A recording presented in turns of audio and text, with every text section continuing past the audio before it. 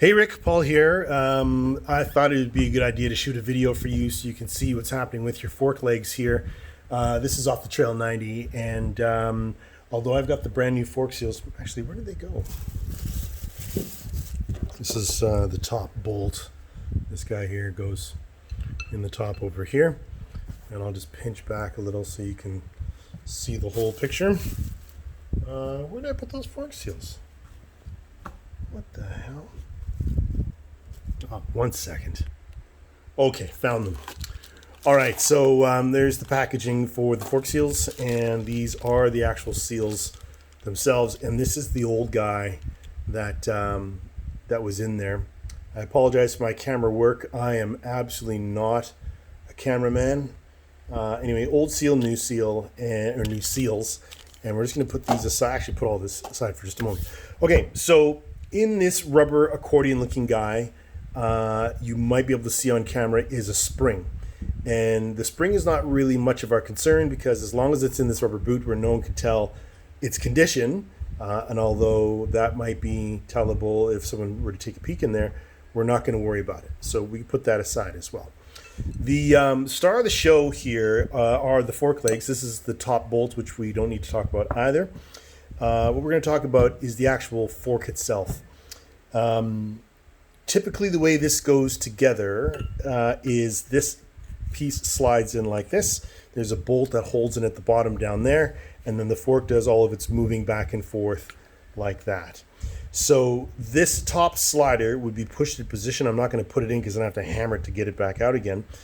And I just want to make a comment to you to just focus on the depth. So this is fully depressed, right? This is all the way bottomed. Then our beauty cover would have slid over the fork like this. And you see that little cutout there. I'll zoom in a little bit. You can see that cutout there. Whoa, easy. Would be exactly where it would have sat down. And then pinch back out like this. And you can see that there's a little room up here at the top for the triples.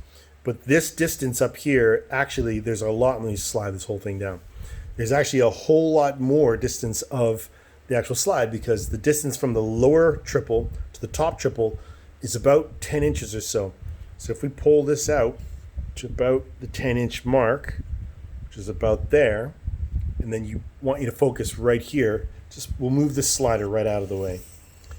I want you to focus that the actual place of where this fork is going to be sliding back and forth, you're probably looking at it is right here. All right, so let me just put this guy out of the way, put this center camera, and we'll pinch right in. Whoops, wrong way.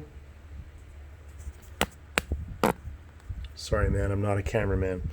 All right, so by now you're probably noticing that there are these absolutely lovely gouges on pretty much where the fork will be conducting a lot of its business. Back and forth, back and forth. If it's not here, then I'll just slide the whole assembly over and rotate, and you'll see that there's some rusty marks here. So basically, between those gouges here and that rusty mark, this is the business. This is where the fork is doing all of its traveling back and forth.